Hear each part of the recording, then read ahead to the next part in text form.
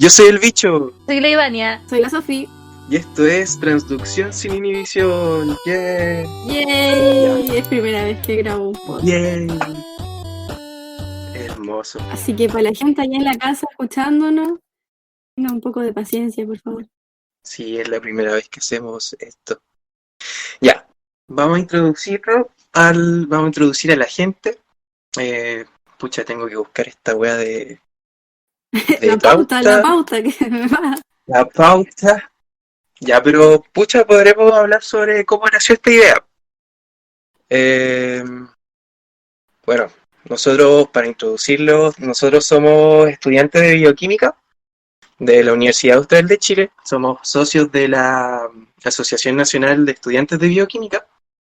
Y en una reunión saltó la idea de que, pucha, podríamos hacer un podcast científico, onda como para divulgar ciencia. Y, pucha, salió la idea, se hizo como una especie de formato, o sea, de un documento formal, onda así como qué es lo que buscamos, qué es lo que queremos con el podcast. Y la idea principal es divulgar ciencia de una forma amigable, de forma cercana también. Me parece una linda metáfora que la idea es hablar ciencia como si estuviésemos hablando en un carrete sobre ciencia. Yo creo que a muchos les pasa. Que está ahí ebrio y empezáis a hablar como del laboratorio. Sí. La Ivania, ¿algo que decir, señorita Ivania? Nada, nomás que me gustó mucho esta idea. Siempre tuve el sueño de tener un podcast, así que bacán que el bicho se haya motivado en esta idea, así que Sí, eso pues, espero y que aprendan también. Que se motiven, ojalá, no sé, hay gente que quiera estudiar como carrera de STEM. STEM. ¿Qué es STEM, Ivania, querida amiga, compañera Ivania? Sí, para la gente que no cacha, pues, ¿qué es o qué es? Y Ivania, ¿qué es STEM? Es un acrónimo en inglés. La S es de ciencia, la T de tecnología, la E ingeniería, me parece mucho, pues que está Sí, N, está en inglés, ¿da? Engineering. La E matemáticas, así que eso, po. Cuando la otra vez no sé qué idea tenía para la NEP, estaba emocionadísima y se le fui a contar a Ivania y después me di cuenta de que era una idea pésima y yo se la dije. Y la Ivania me contó de que a Bicho se le había ocurrido el podcast y yo estaba demasiado emocionada porque encuentro muy entretenido hablar de estas cosas y seguir un formato formal. Valga la redundancia, creo que esa es redundancia, no sé. Así que démosle, ojalá la gente se ría de las cosas que hablamos y además que le interese y que aprenda y que básicamente que las cosas sean de su interés. Sí. La idea tampoco es como empezar a aburrir con un montón de materia, yo creo. Tecnicismos también, ¿cachai? Claro. Para eso tenemos el semestre online, para aburrir. Sí, no voy a Sí. después con hasta el pico con la wea, así que creo la idea igual es relajarse un poquito. ¿Cómo están ustedes con el semestre online, man? Yo en lo personal estoy, pucha, con pocos ramos, estoy con 3 ramos porque, pucha, me atrasé y estoy como relax, pero igual estoy como estresado porque no puedo salir de la casa. Es como lo único. ¿Y eso? Piola igual entonces.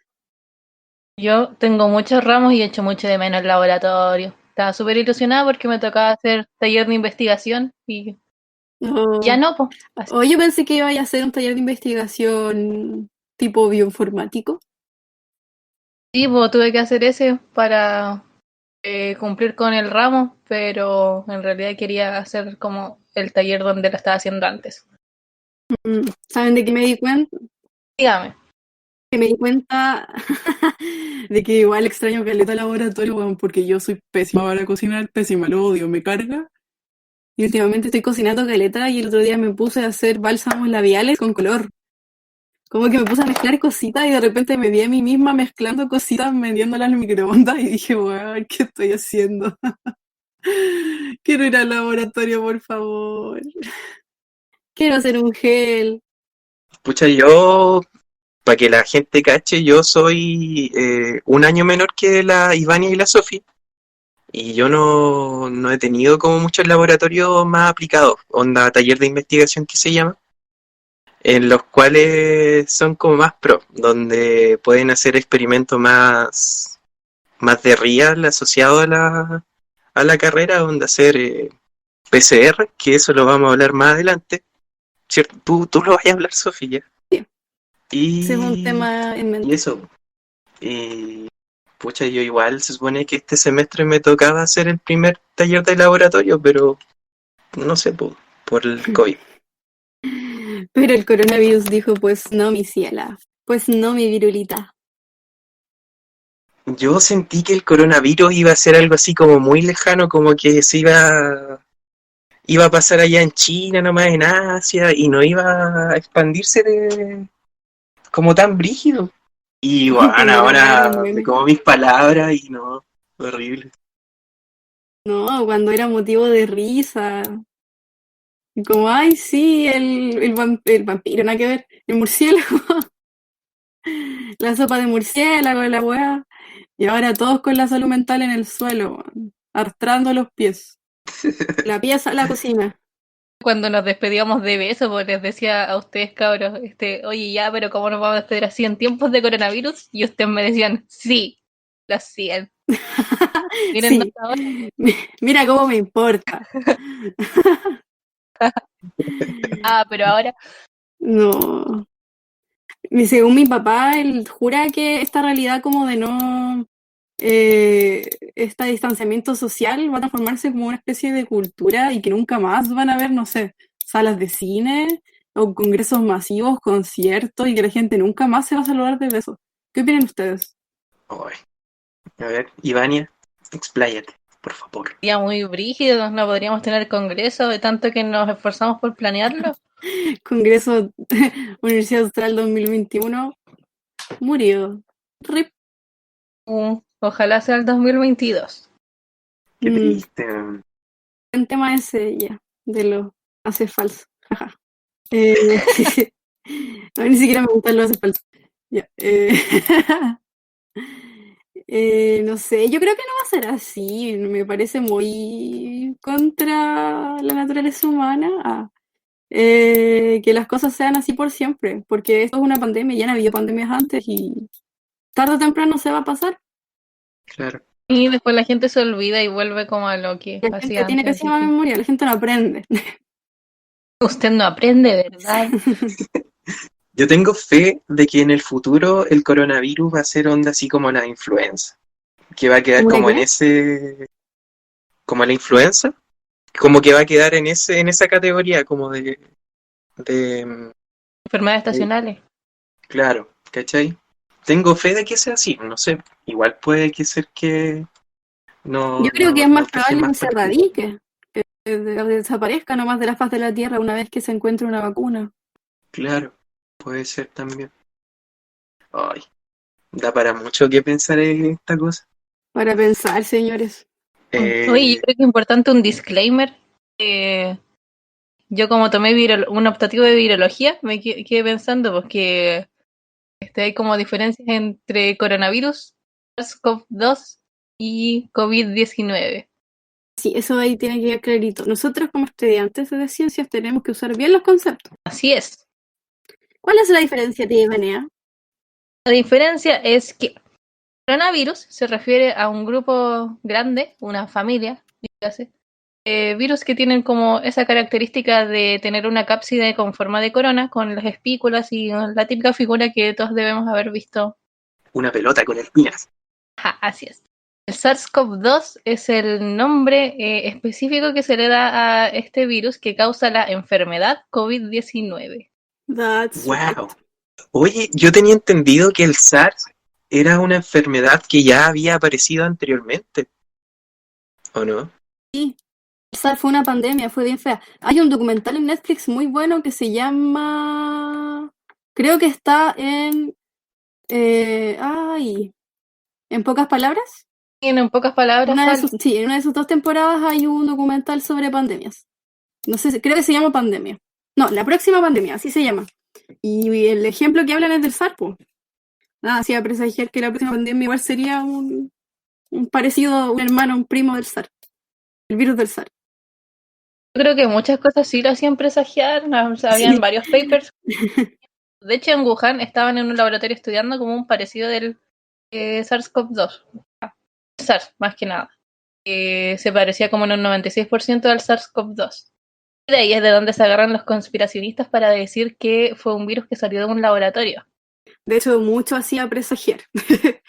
Y hoy sí, esas teorías conspiracionistas de que el virus se formó en un laboratorio, yo leí también que es porque tiene secuencias en su ADN que corresponden al VIH y a otras enfermedades virales, y otros virus, perdón. Y puta, lo que la gente no sabe es que los virus sí comparten grandes segmentos entre de su ADN entre ellos. De hecho, nosotros como seres humanos compartimos el 90 y tanto por ciento de genes con los ratones, por ejemplo. Eso no significa que venimos de ellos. Con Pero muchas sí que cosas. tenemos un origen muy común. 26% de similitud no es un número muy alto. Lo que dijiste De hecho, solamente un 1% es lo que nos diferencia de los humanos o de los gorilas, de los chimpancés, perdón. de los chimpancés, para pensarse, Y ese 4% es un cuádruple de diferencia. es muchísimo. Muchísima diferencia genética. Un poquito de diferencia genética genera grandes cambios en muchas cosas, en muchos rasgos de las especies y los seres vivos. Chicos, es que me gusta mucho la genética. No sé si se nota. Sí. Oye, tú estás haciendo tu taller de investigación en el instituto de... ¿Cuánto se llama? Yes. En la UACH hay un instituto que se llama Ciencias Ambientales y Evolutivas. Y también está el Instituto de Bioquímica. Eso. A mí no me gusta el Instituto de Química porque no me interesan mucho sus investigaciones. Entonces, cuando me di cuenta que me gustaba más la biología y la evolución, me fui a ese instituto y estuve en un laboratorio donde trabajan en genética de animales marinos y genética de poblaciones. Estuve trabajando con unos peces de Isla de Pascua, que son peces de arrecifes de coral, que son como estos típicos peces muy lindos, de muchos colores. La idea era como reconstruir un poco su historia, cómo poblaron la isla de Pascua, por qué están en la isla de Pascua y no en otros lugares, cosas así. Y ahora me cambié, traicioné a ese profe porque yo como que toda la vida le vendí que iba a estar para siempre con él y lo dejé ahora. Me fui con un profe que trabaja en evolución de genes y pucha, no les puedo contar mucho más porque estoy recién empezando, así que me voy a reservar esa historia para más adelante. ¿Y la Evania en qué se está dedicando? ¿A qué se está dedicando? ¿Qué es lo que hacía? ¿A qué se dedica tía Ivanea? ¿Está ahí en taller de investigación? Gran parte de mi vida de laboratorio la pasé en laboratorio a cargo de estudiar metabolismo cerebral en el Centro de Estudios Científicos de Valdivia. Ujú. Empezó como una pasantía en el SEX. Empecé como una pasantía escolar que hice cuando tenía 16 y después como que estuve muy ligada al centro, entonces cuando pude hacer taller de investigación lo retomé con quien fui mi mentor en esa pasantía. Esas pasantías que se hacen en la media son geniales. Y se aprovecha caleta. Sí, ojalá las sigan haciendo post pandemia. Yo igual estuve en un laboratorio de bioquímica en la UFRO,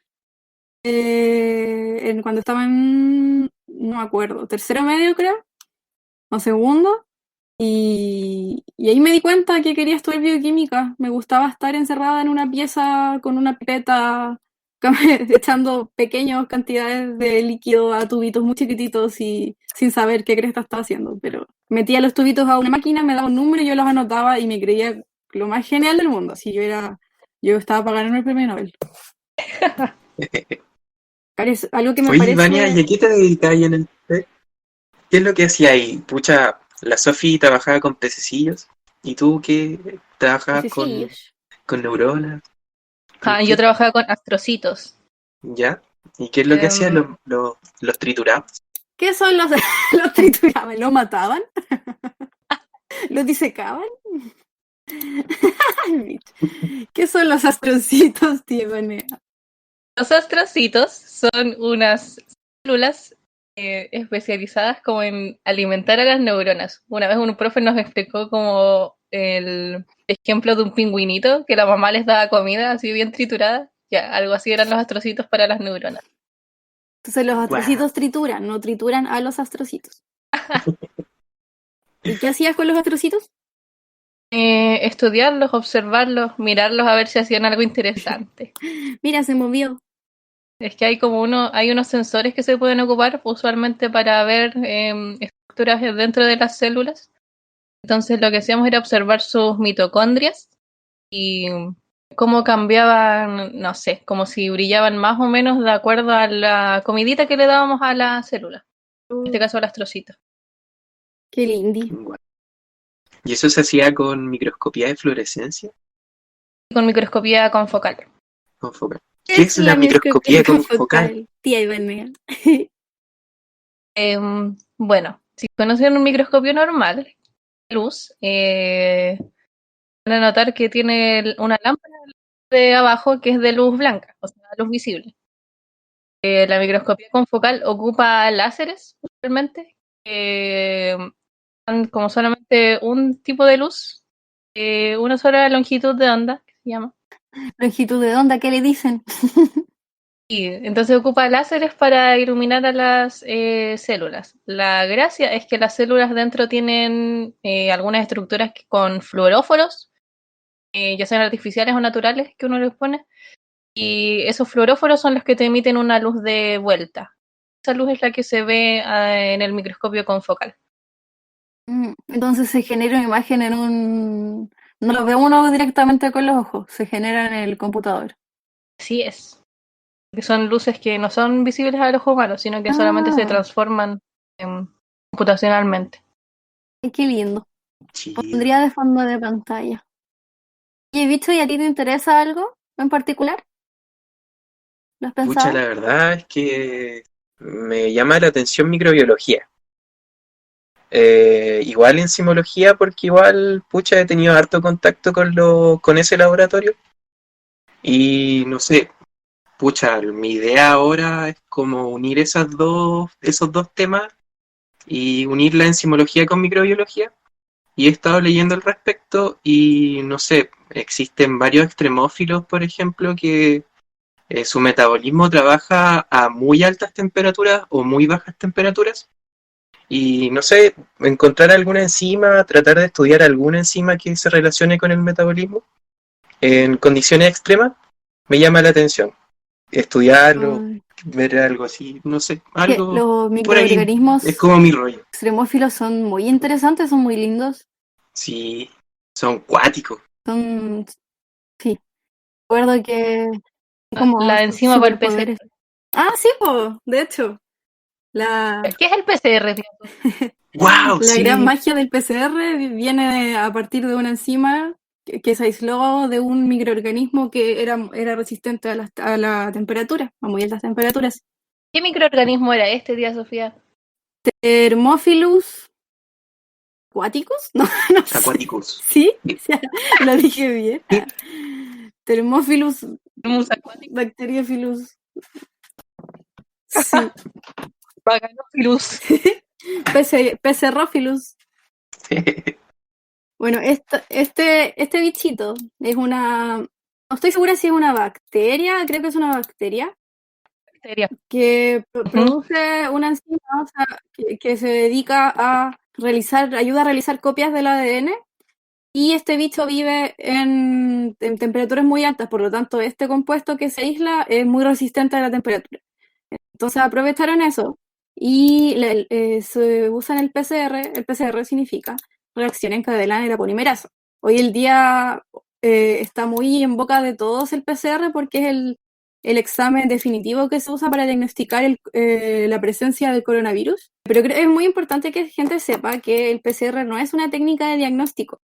Se puede usar para diagnóstico, pero también tiene un sinfín de utilidades en la ciencia y se usa, pero de forma casi exagerada, diría yo. Mi primer año de laboratorio, en un laboratorio de investigación con un profe, estuve básicamente todo el año haciendo PCRs.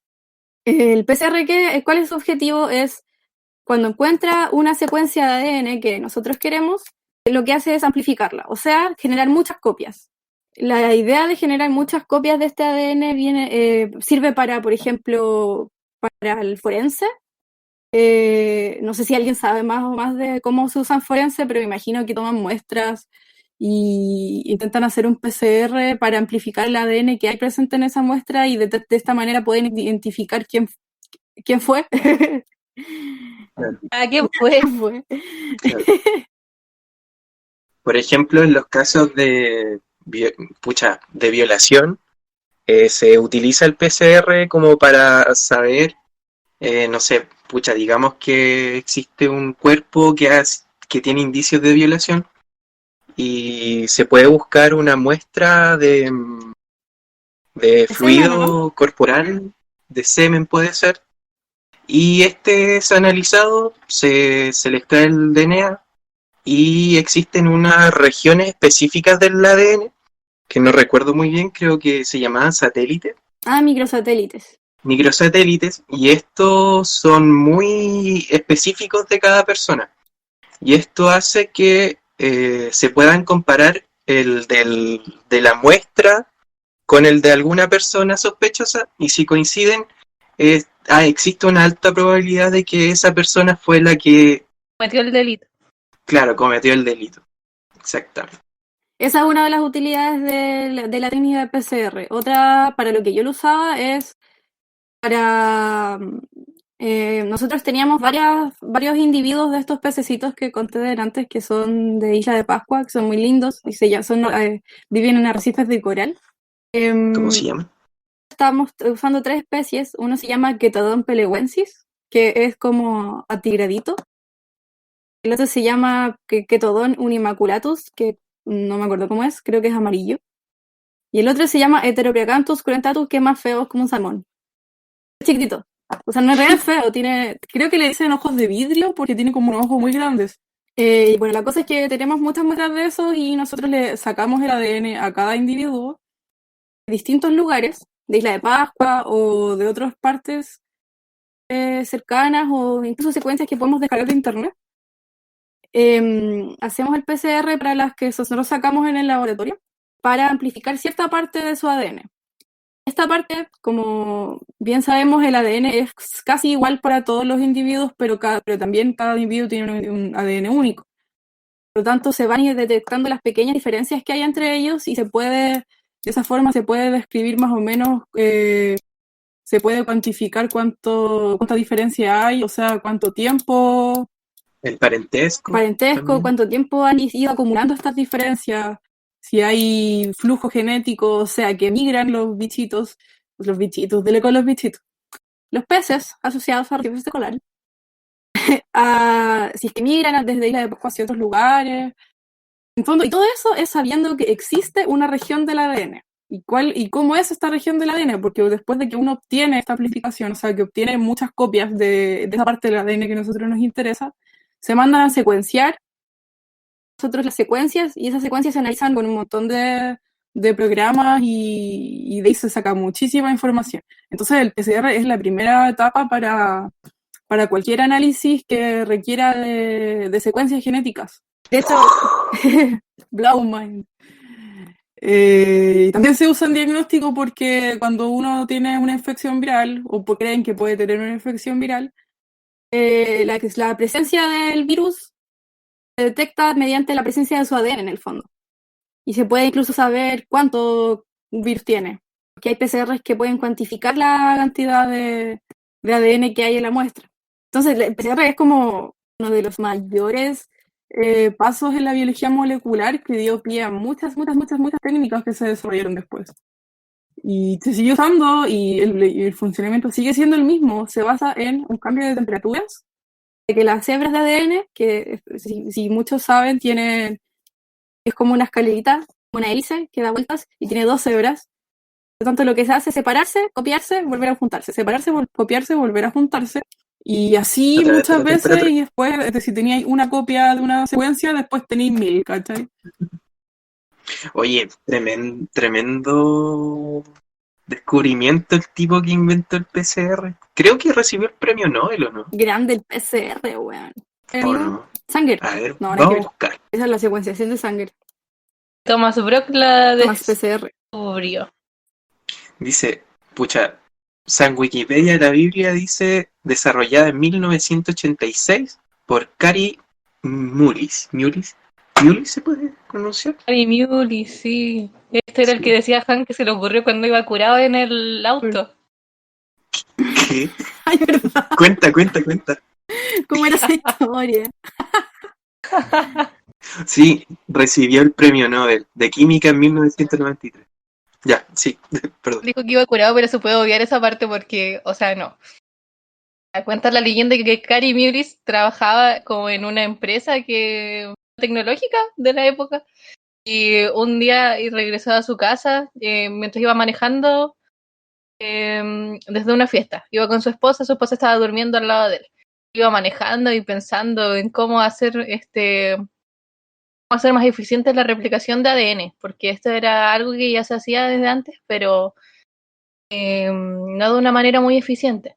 Entonces iba pensando y de repente, ¡oh, eureka! Paró el auto y dijo, sí, lo descubrí. Y se le ocurrió, pum, el PCR mientras iba manejando. Guau, qué Pero así esto es genio. cíclico, lo puedes dejar andando, porque antes cuentan los profesores más antiguos que ellos mismos tenían que sacar sus tubitos con ADN y irlos cambiando de... Sí, los tenían en baño María. Primero como a 70 grados, por ahí, 72. Primero, Por ahí van como a los primero 70. 90 y tanto. Ah, no sé. Yo debería saberlo. Yo tenía entendido que era hasta los 80. No sé. Depende de la enzima ocupada. Claro. Porque aparte Sí. de la... Igual las temperaturas que se usan dependen de la secuencia que uno cree que está amplificando. Pucha, yo me acuerdo que la más común utilizada, que la polimerasa que se llama la enzima, la cual copia el ADN, se llama TAC, ¿o no? La más común. Existen otras más La también. TAC es la que viene del La TAC. Thermophilus aquaticus, la que más Claro. se usa. Y pucha, como igual lo dijo la Sofi, esa proteína, ¿enzima se puede llamar también o no? Sí, porque cataliza una Una reacción, enzima, ¿o no? una Sí. enzima. Tiene la propiedad de trabajar a altas temperaturas.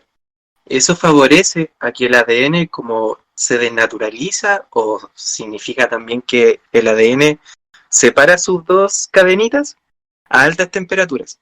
Entonces así la polimerasa, la TAC, puede trabajar y copiar el ADN y luego se baja la temperatura nuevamente para que se vuelva a naturalizar, o sea, se vuelvan a unir las hebritas y se haga el mismo procedimiento muchas veces a través de un termociclador que se llama, que es como una maquinita que, La gracia del termociclador es que cambia la temperatura. claro, y eso.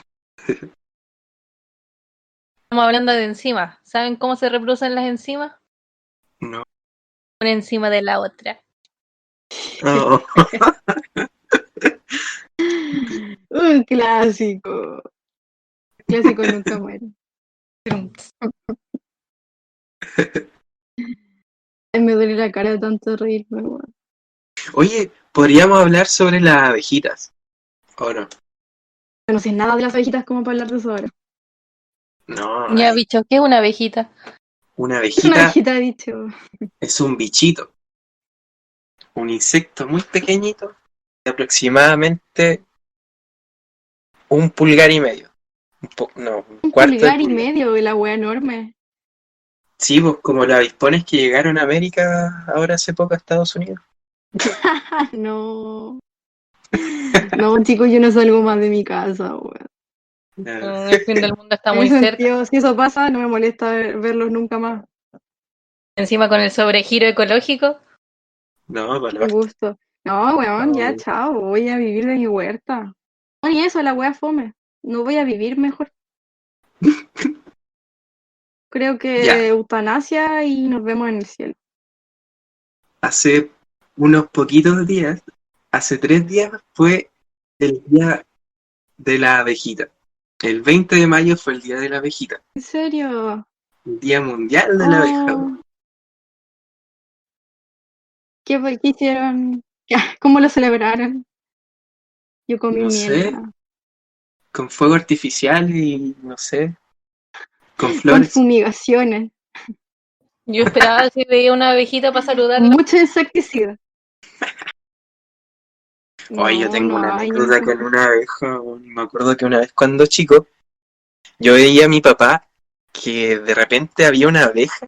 Pues esta weá es muy sádica y no sé si corresponda, pero veía una abeja que se posaba en Dale, alguna dale. planta y llegaba y le pegaba un manotazo así, ¡pa! Pero con las dos manos, y mataba a la abejita, weón. Ya.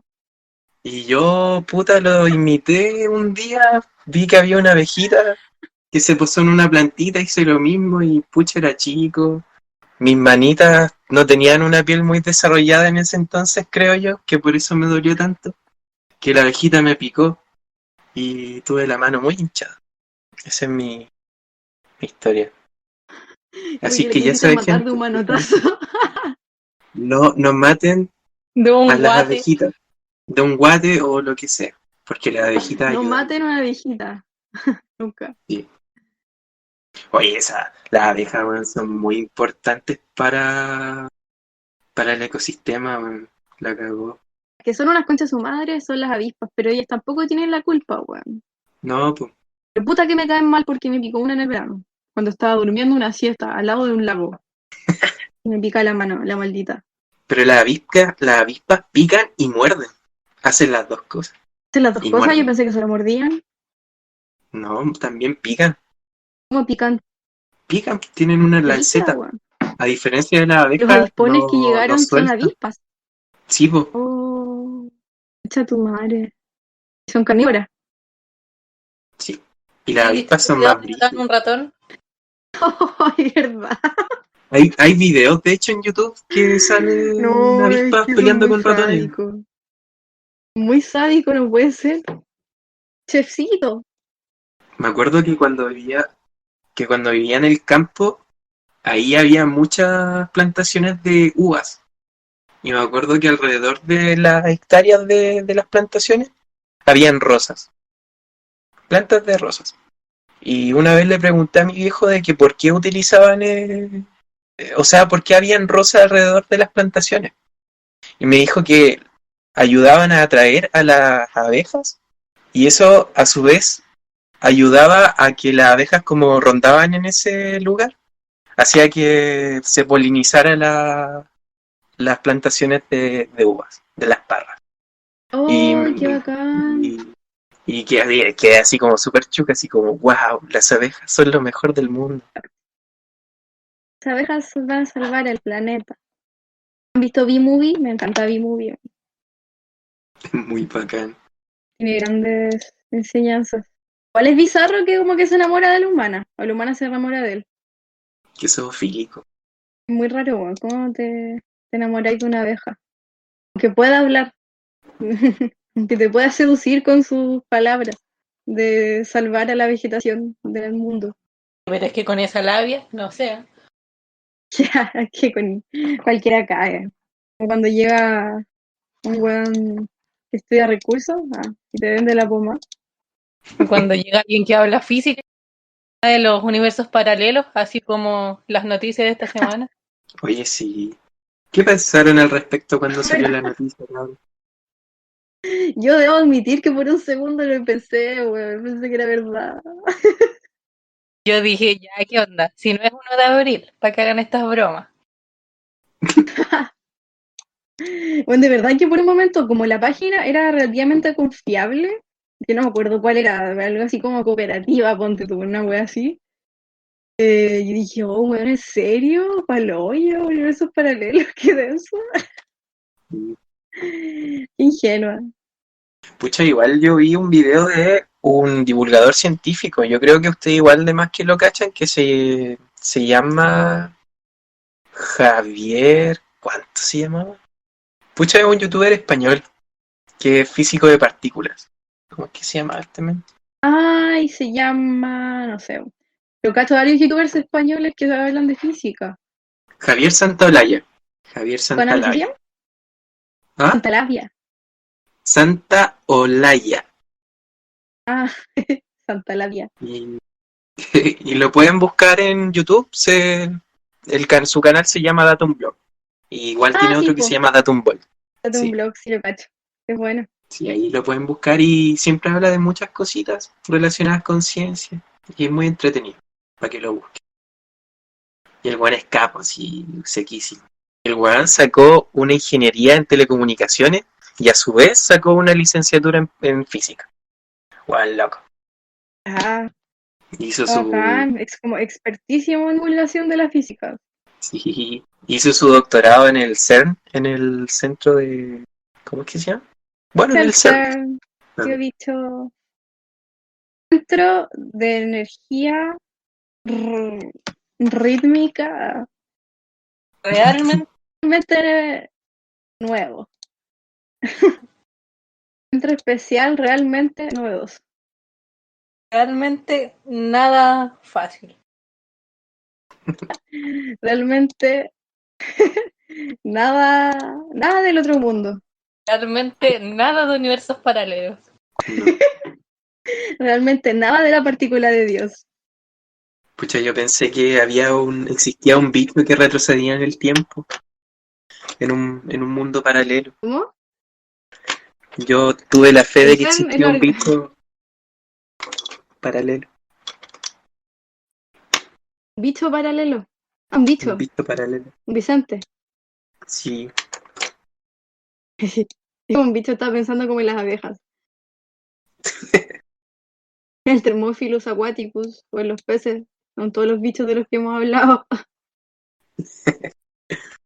El CERN, googleé, y es la Organización Europea para la Investigación Nuclear, que es como el lugar más bacán del mundo para estudiar física de partículas. pero es muy interesante esa cuestión de la física de partículas. Hay unos Estuve físicos rayadísima con la muy física de partículas un tiempo. igual. Hay unos tipos muy locos que tienen una teoría súper rígida sobre, no sé, física de partículas. Sí, Vale. Creo que en Netflix también hay un documental sobre la partícula de Dios, o bueno, estaba hace años, no sé si todavía está. El bosón de Higgs. bosón de Higgs. ¿Qué es el bosón de Higgs, tía Sofía? El bosón de Higgs es una partícula teórica que se cree que existe, o creo que ya se Te confirmó su existencia.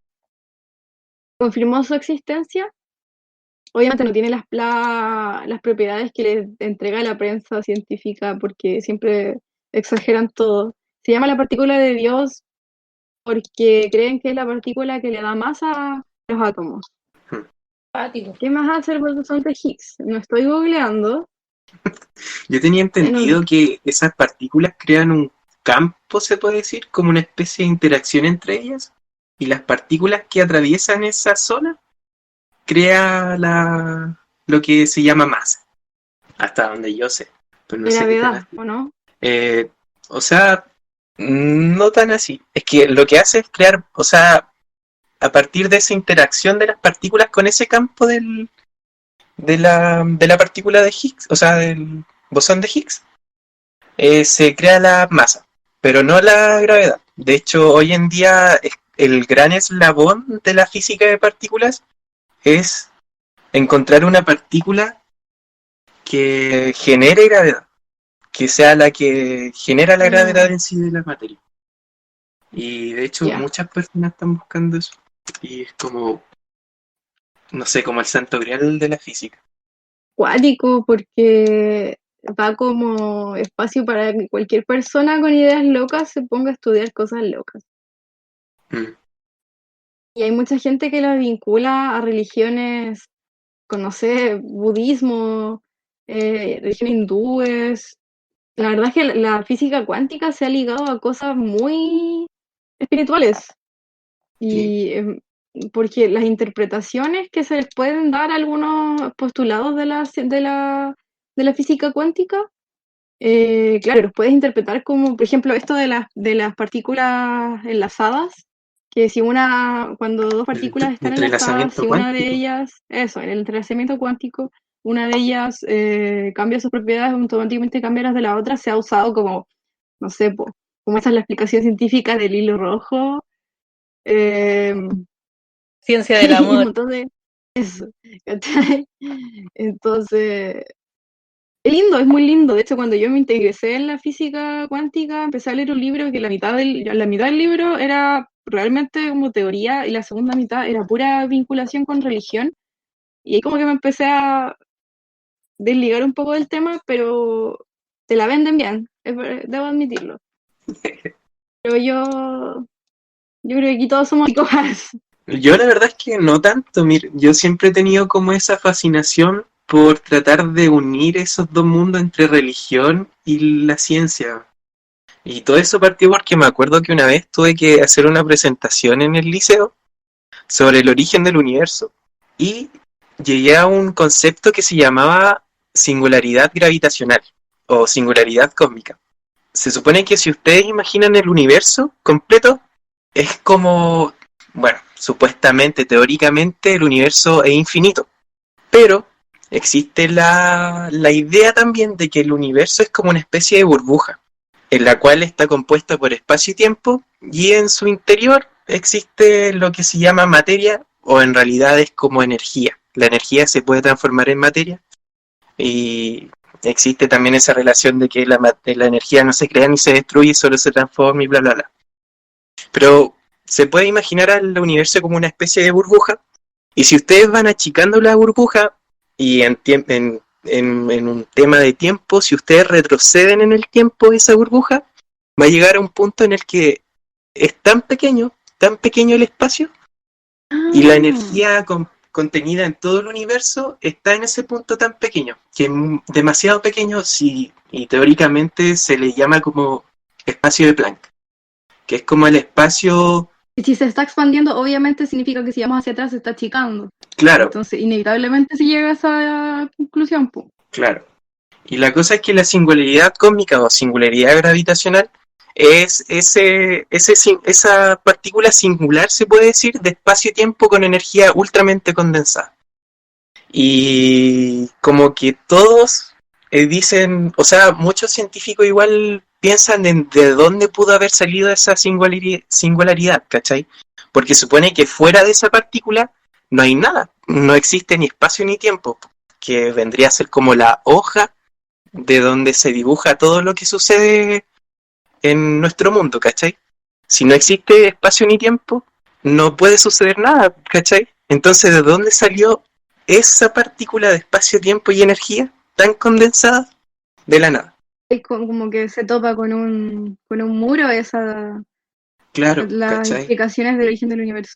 Teóricamente debería haber algo, supuestamente, que tuvo que haber creado esa partícula, ¿cachai?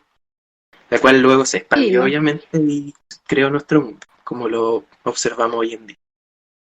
Y da para mucho que pensar. Para pensar, señores.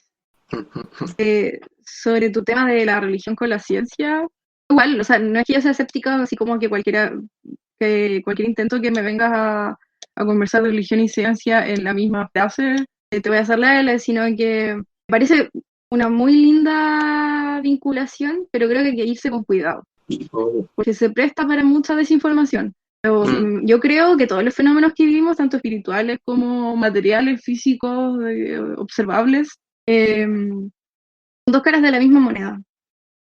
Creo que todo es explicable a través de la ciencia, pero eso no significa que realmente podamos explicarlo. O sea, hay fenómenos que, claro, que suceden por algo, que tienen una relación a causa y efecto, que hay cosas que gatillan otras, pero eso no significa que algún día vamos a lograr entenderlo. De hecho, lo más probable es que no. En ese sentido, soy súper pesimista. Yo creo que nunca jamás en la vida vamos a alcanzar a llegar al conocimiento total de todo, y menos ahora que se está acabando el mundo. El conocimiento absoluto. Eso no existe.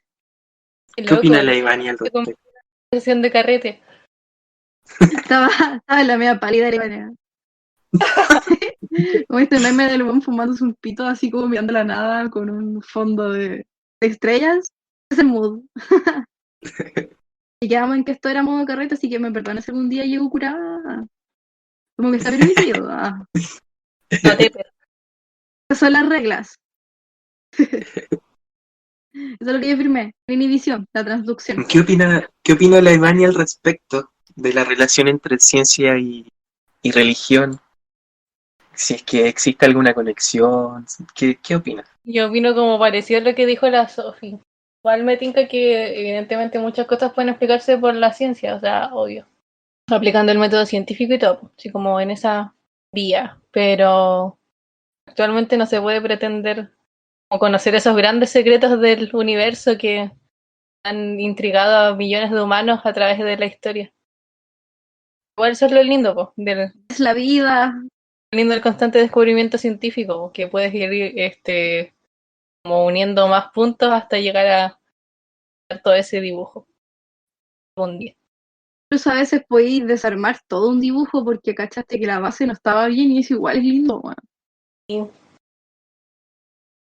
Imagínate que de un día para otro nuestra comprensión sobre los átomos es completamente distinta y se va a la mierda toda nuestra carrera, literalmente.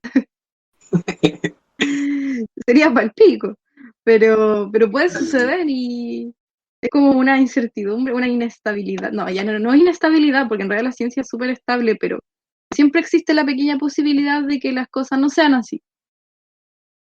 Claro, como el conocimiento de la astronomía a través de los años, cuando se pensaba que la Tierra era el centro del universo y después cacharon que ya no. Rotaba alrededor del Sol. Esos son los cambios de paradigma, como una explicación diferente para explicar el mismo fenómeno. Y te cambia. Ahí se mete igual brígido la filosofía.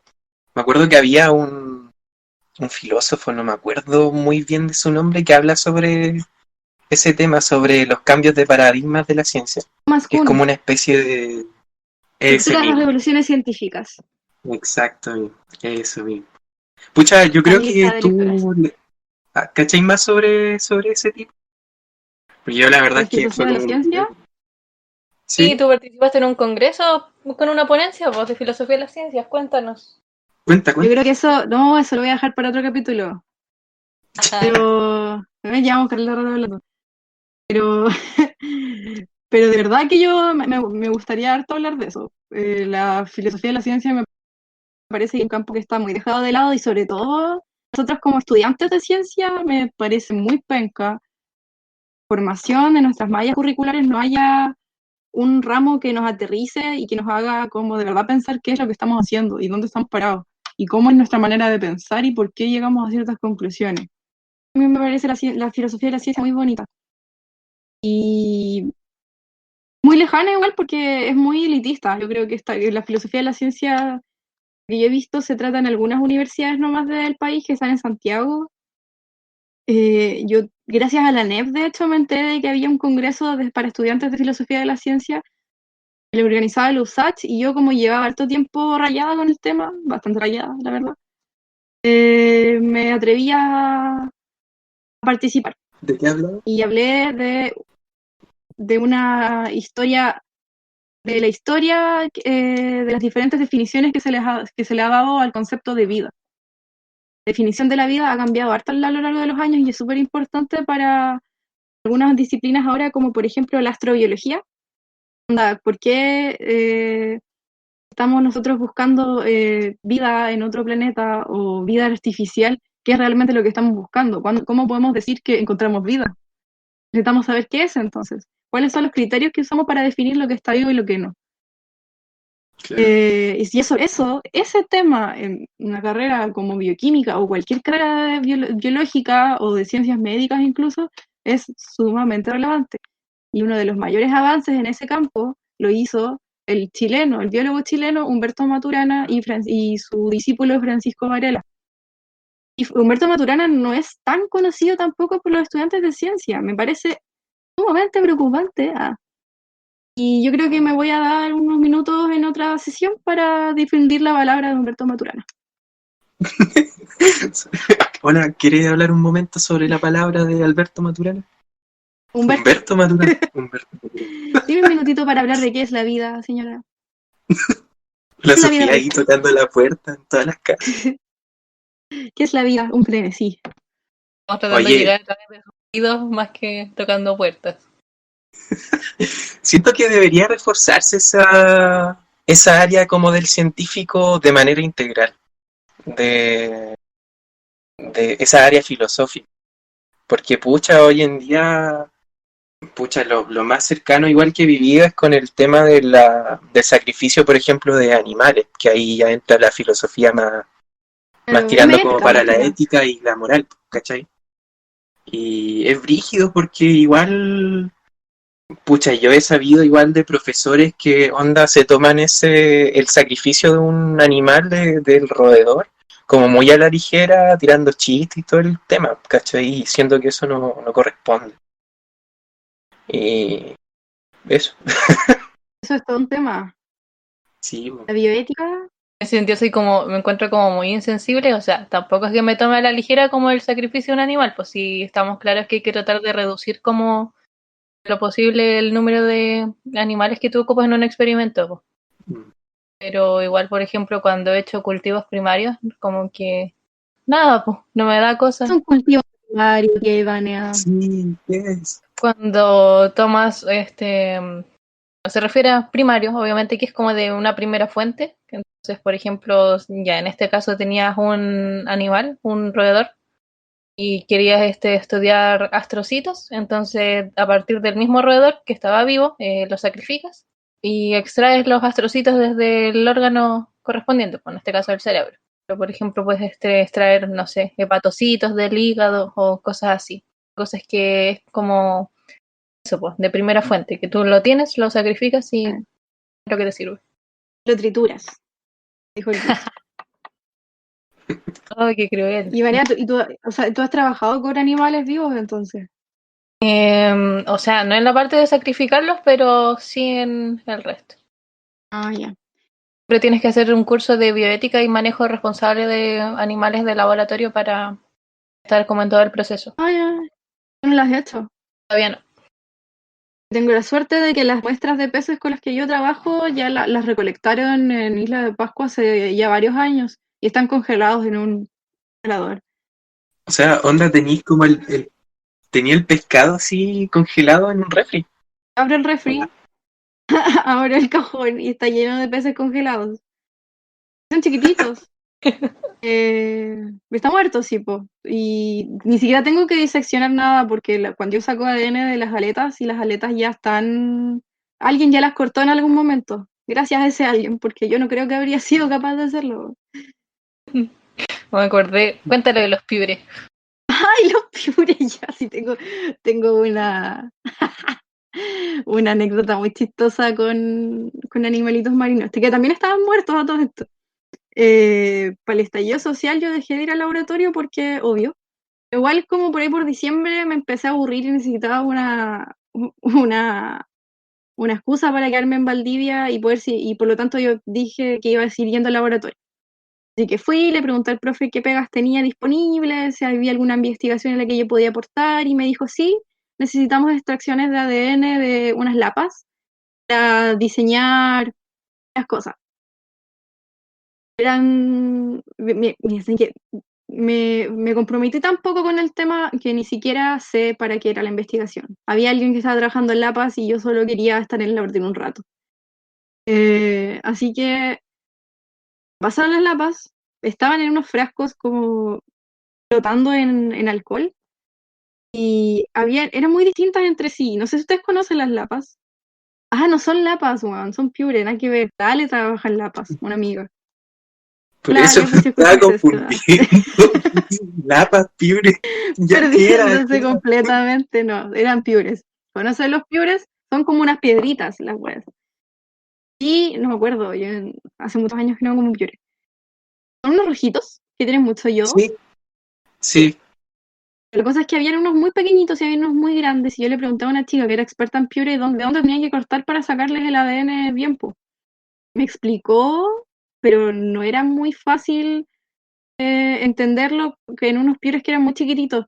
Porque había unos gordos como llenos de líquido y había unos muy chiquititos que eran unas piedras. Entonces yo estaba completamente confundida, metiéndole un bisturí por todas partes para tratar de sacar un poco de tejido.